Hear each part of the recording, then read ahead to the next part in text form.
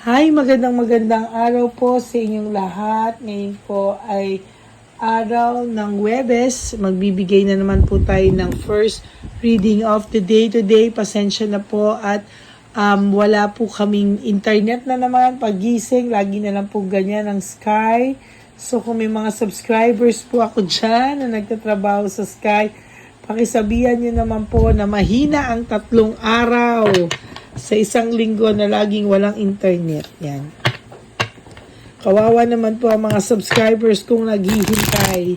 So, ito po ay i-upload ko mamaya kung baka lumabas na lang po ako. Ayan, para may upload ko po ito. Lalabas ako ng bahay dyan lang para ma-upload ko lang po itong first reading of the day today. Ayan, pero bago po yan, pili muna po tayo ngayong araw na to ng 10. So, 1, 2, 3,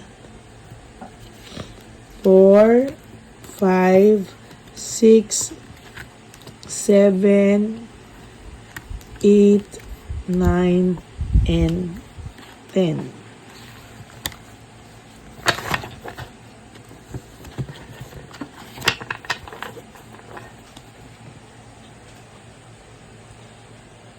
Ay, ang hirap-hirap po pag wala internet. Nagkakalintik-lintik po ang schedules natin.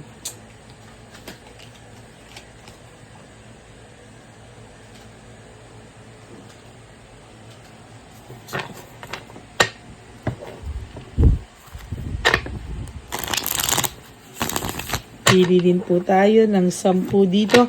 Sana po ay napanood nyo na po yung first, second, and third reading of the day kagabi, kahapon, para po updated kayo sa ating mga readings, Yan. Okay.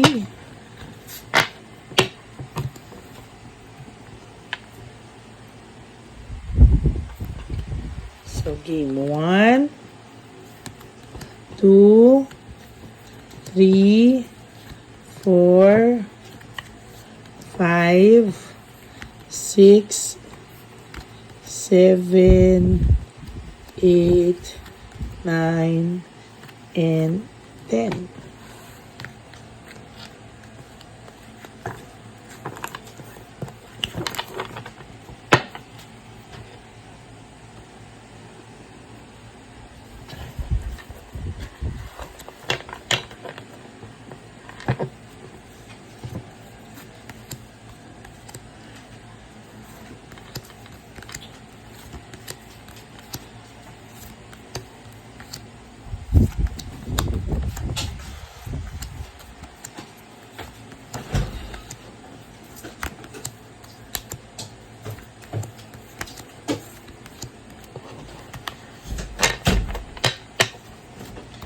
Ano po kaya ang makikita natin sa first reading of the day today? May nakikita po ako dito na somehow umaayos ka na po. You will going to have a satisfaction and emotional stability sa mga susunod na araw, Somehow po makaka-adjust ka na po sa buhay mo, and somehow I feel na magiging maayos ka pa po sa mga susunod na araw. Sa mga may hinaharap po na parang baranggayan sa inyong mga ex-partners, mas maganda po na maaayos nyo na rin daw po ito sa mga susunod pang panahon.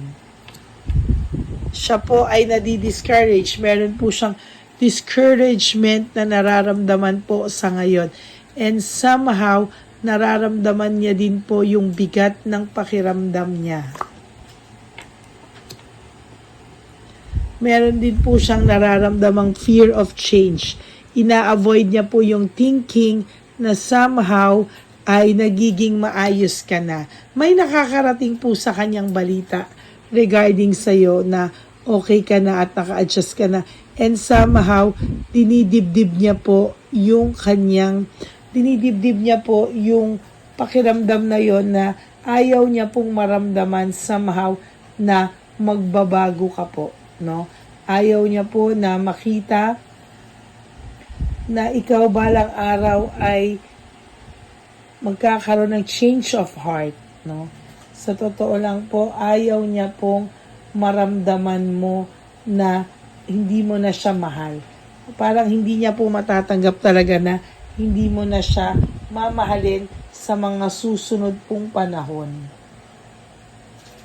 And somehow, sa nakikita ko po dito, parang, ayan no, para po siyang naiiyak, no? Maisip pa lang po niya na magkakaroon ka ng iba, hindi na po niya agad kakayanin. No? Somehow, ang taong pong ito ay makakaramdam ng panghihinayang sa'yo. No? As a matter of naman po, ngayon, nang hihinayang na rin naman po siya. No? May panghihinayang din po siya. Pero sa totoo lang, teka po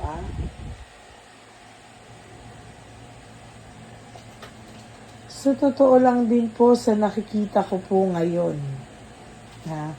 Sa nakikita ko po ngayon, ang nakikita ko po talaga ngayon somehow is saglit po nakikitaan ko po siya talaga ng malaking panghihinayang sa'yo. As a matter of fact, hindi niya po kakayanin yung thinking o yung hindi niya po kakayanin yung isipin na mawawala ka na ng tuluyan sa kanya. And somehow, nararamdaman din po niya at mararamdaman pa po niya sa mga susunod na panahon na hindi niya po kakayanin na wala ka sa buhay niya. Pero ang masakit lang po dito, hindi po niya kayang tanggapin na gumawa ng paraan para po kayo ay magkabalikan.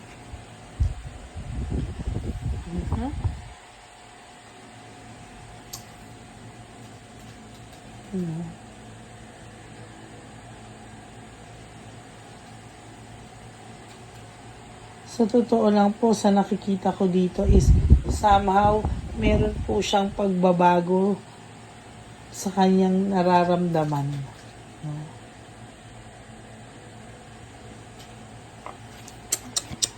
Confused po siya. No, talagang gulong-gulo po ang person na ito. Hindi niya po alam kung paano at kailan po magsisimula daw yung buhay niya na matatanggap niya na talaga na hindi ka na niya maiisip. Kasi sa ngayon po talaga naiisip ka niya . Sa ngayon po nakikita niya talaga na bakit daw siya hindi makamove on sa'yo. Well, in fact, ayaw na rin naman daw po niyang maramdaman ito. No? Hindi niya po talaga kakayanin. Alam niya po na naging dishonest siya sa'yo. Alam niya po na hindi po siya naging fair sa'yo. Pero sa totoo lang po, no, ang maiisip niya po dito is somehow ay sana po mapatawad mo siya kahit hindi siya nanghihingi ng tawad. Sana you'll find it in your heart to forgive him kasi him or her, kasi wala pa po talaga siyang pakiramdam. Wala pa talaga siyang pakiramdam na gusto niya mag-approach o ibaba yung kanyang pride. Hindi niya po maibaba yung kanyang pride sa totoo lang. Pero alam niyo po, kahit hindi niya po maibaba yung pride niya, sa totoo lang, nakakaramdam po itong taong ito. Yan, nakakaramdam na po itong tao na to na ng lungkot, ng depression, ng sadness. Nalulungkot po siya sa maraming bagay, pero hindi, ang nakakalungkot po dito, hindi niya po maibaba yung pride niya. Kahit po feeling niya wala na siyang direksyon, kahit po feeling nito is somehow hanggang doon na lang yung kanyang pagmamalaki, hindi niya po makuha yung guts, hindi po siya magkaroon ng guts to say sorry. Yun lang po ang kulang eh. Yung magkaroon siya ng guts, ibaba niya yung pride niya and say sorry with a sincere heart. Hindi niya po makuha-kuha ito. As a matter of fact, nahihirapan po siya. No? Hindi niya po alam paano ang gagawin niya and hindi niya po alam hanggang kailan daw siya magiging depressed. Pero ang yabang po ng dating niya eh, no? Sana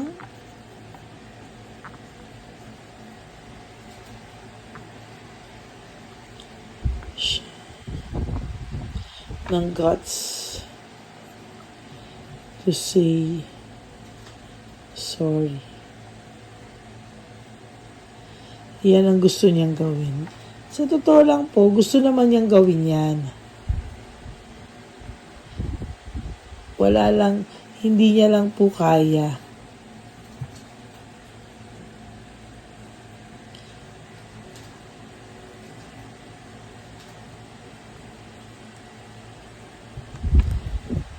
Sana magkaroon daw siya ng guts to say sorry. Yan ang gusto niyang gawin. Hindi lang po niya kaya. No? Hindi niya lang, sorry po, minsan yung mga title ini-edit ko kasi nalalagyan ko din ng po. Pasensya na po, kaya lang dapat sa title maikli, nalalagyan ko pa rin po ng po, no.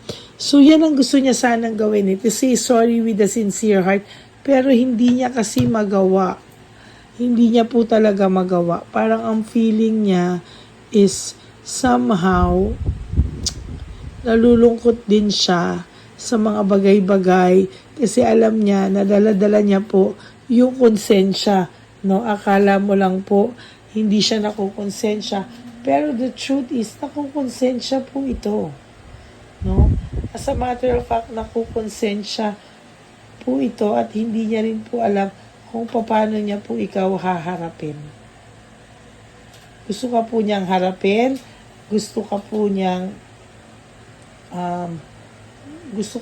harapin, gusto niya pong sabihin sa'yo na I'm sorry, pero hindi niya po magawa. Hindi ko din po alam bakit hindi niya po magawa, sa totoo lang. Hindi niya po gawa, no? Hindi niya po magawa, hindi niya po masabi sa'yo sorry. Hindi niya po talaga kaya. No?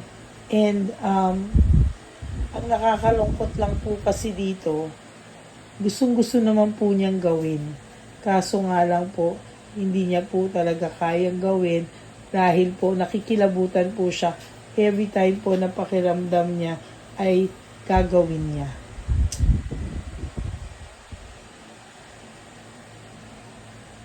Pero sa totoo lang po, sa nakikita ko, darating po ang araw na yan. In all honesty po, magkakausap naman po kayo, hindi lang po sa ngayon, no? At mangyayari po yan sa tinakdang panahon.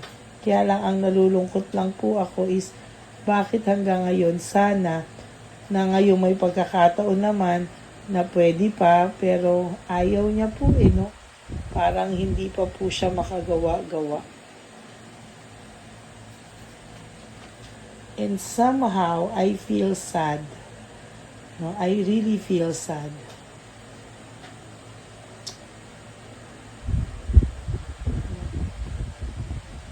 Nakakalungkot lang po talaga. Pero wag po kayong mag-alala kasi darating po ang panahon na maghaharap kayo sa ayaw nyo at sa gusto nyo.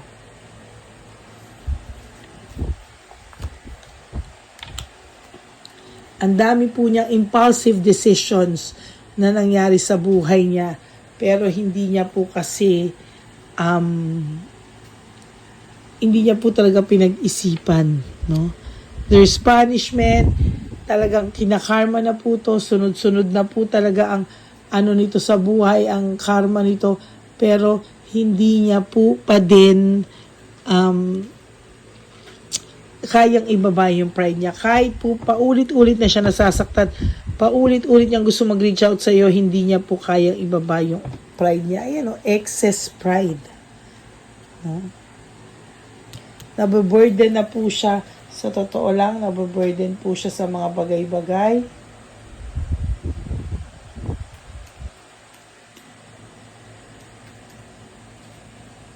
Pero hindi niya po magawa naibaba yung pride niya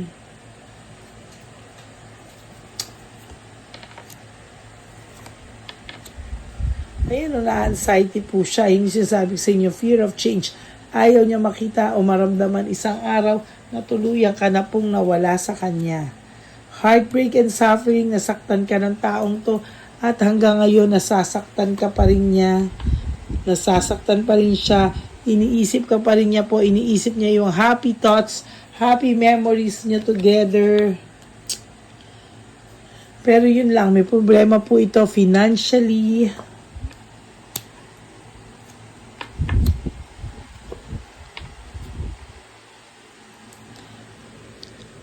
Alam mo po, magkakaroon ka po ng isang desisyon na isang araw parang napagod ka na, isang araw ayoko na. Magkakaroon ka ng new beginnings sa buhay mo. And then you will be successful. Masaya ka po o joy, happiness, and magkakaroon ka ng bagong confidence. At pag dumating po ang araw na yan at saka siya lalapit, huli na po ang lahat sa kanya. Ay, ayan. Huwag niyang hintayin na mahuli ang lahat para sa kanya. Parang mas gusto ko yung title natin. Babaguhin ko na lang po. Total, yan din naman ang gusto niyang, huwag niyang hintayin na huli na ang lahat.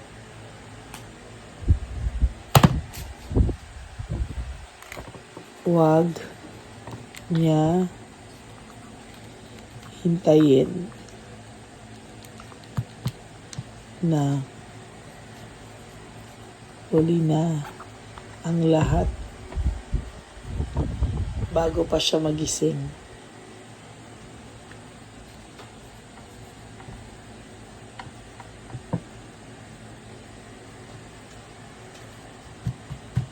Yan.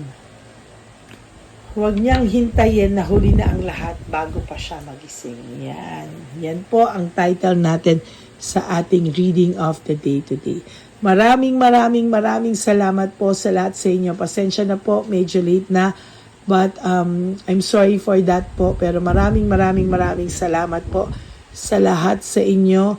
And for those of you who wants to have a private reading with me, you can message me at Lady Lee Elena. Nasa dulo po yan ng ating video. Yan po ang ating official and legit FB account. So dyan nyo po ako makokontak. Nasa dulo po yan ng ating video. And sana po, no skipping of ads, tulong nyo na po yan sa ating channel. And mag-uusap po tayo tungkol dyan. So maraming salamat po. And for those of you who would like to give me a super thanks, I would really appreciate and love that from the bottom of my heart. Okay? So maraming salamat po sa inyo. And God bless you all. At lagi ko pong paalala sa inyo sa aking lahat ng ever loyal and solid Lady Elena friends, family, and subscribers na life is so short. Don't make it shorter by stressing yourself from all the pains and heartaches na binigay sa inyo na kahapon. Just surrender everything to the divine universe and just let go and let God write your life and love story. I will be back for another set of reading. Huwag po kayong mawawala at tayo po ay magkikita-kita ulit. Okay? I love you all. God bless you. Bye!